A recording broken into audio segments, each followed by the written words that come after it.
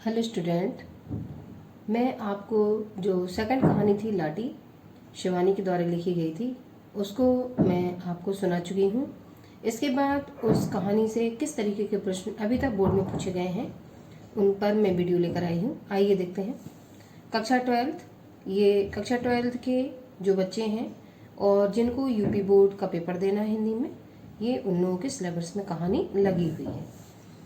लाटी कहानी का कथानक अपने शब्दों में लिखिए। तो जो लाटी कहानी है उसकी जो कथा वस्तु है और कथानक और सारांश एक ही बात होती है, उसको हम कथानक कह सकते हैं, सारांश कह सकते हैं उसी को, और कथा वस्तु भी कह सकते हैं। तो कथानक, सारांश, कथा वस्तु एक ही मतलब होता है तीनों का। हिंदी साहित्य की सुप्रसिद्ध महिला कथाकार शिवानी द्वारा रचित लाटी, अब लाटी कहानी का नाम है तो स्पेशल वर्ड हुआ, इस तरीके से मैंने सिंगल इन्वर्टेड कॉमा में इसको क्लोज किया है। कहानी मौलिक व संवेदनशील पृष्ठभूमि पर लिखी गई कहानी है। यह एक घटना प्रधान कहानी है। इसकी कथा वस्तु निम्न प्रकार है। मैं कहानी आप लोगों को सुना चुकी हूँ, लेकिन लिखना कैसे है नोट्स में उसको मैं आज बताऊंगी आप लोगों को आगे। लाटी कहानी की कथा वस्तु मध्यम वर्गीय पहाड़ी परिवार से संबंधित है। तो मध्यम वर्गीय पहाड़ी परिवार संबंध है, इसको हम अंडरलाइन देंगे क्योंकि ये इंपॉर्टेंट फैक्ट हो गया। कहानी बानो, बानो उसका पहले का नाम है और बाद में उसी का नाम क्या लाटी हो जाता है, पर केंद्रित है। बानो लाटी का विवाह कप्तान जोशी से होता है, परंतु किन्हीं कारणों के चलते उसे विवाह के 3 दिन बाद ही बानो को छोड़कर युद्ध पर कप्तान के जाने के बाद उसे ससुराल वालों की कठोर व कटु यातना झेलनी पड़ती हैं, जिसके दुख में घुलते घुलते उसे क्षय रोग हो जाता है। क्षय रोग कहते हैं टीबी को। किस रोग को कहते हैं? टीबी को। और ये टीबी बैक्टीरियल इन्फेक्शन है, जीवाणु के द्वारा ये रोग फैलता है। 2 वर्षों बाद कप्तान घर लौटता है तो उसे पता चलता है कि घर वालों द्वारा बानो को टीबी सैनिटोरियम भेज दिया गया है। सैनिटोरियम हॉस्पिटल का नाम है जहाँ पर टीबी मरीजों का इलाज होता है।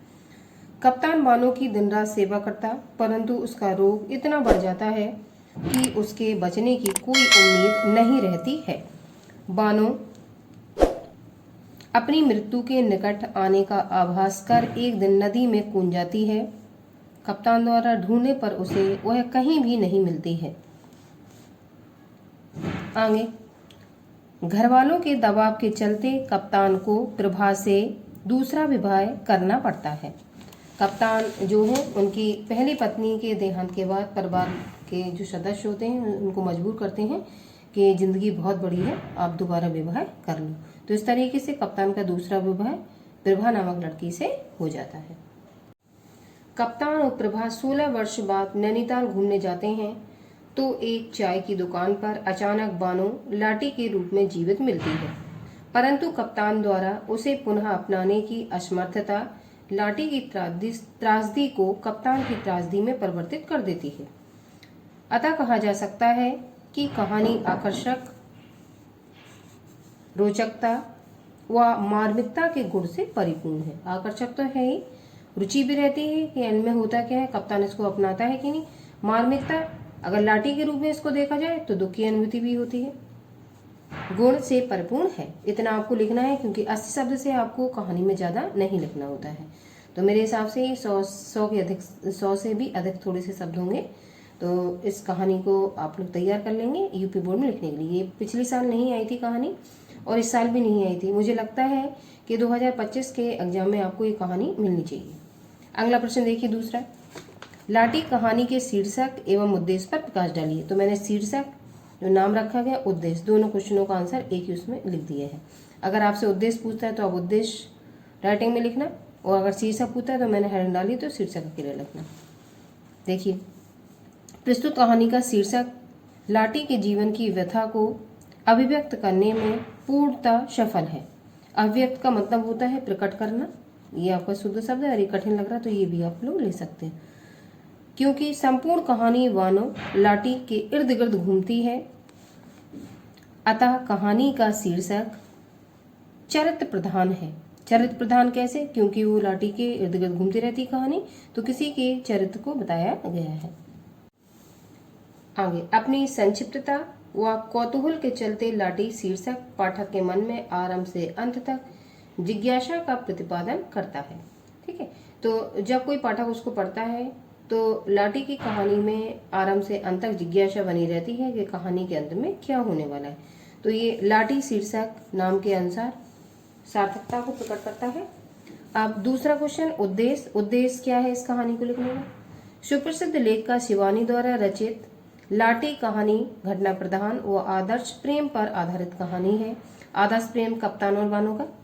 यह कहानी महिला त्रासदी पर आधारित है कि महिलाओं के साथ क्या घटित होता है।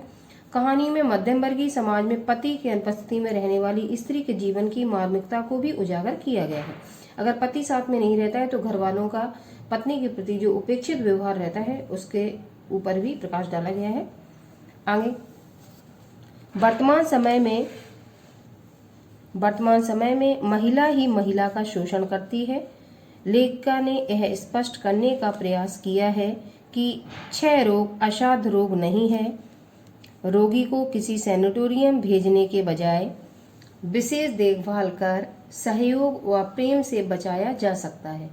पति के बिना स्त्री का ससुराल में कोई मान सम्मान नहीं होता तथा उसे शारीरिक व मानसिक यातनाओं का शिकार होना पड़ता है।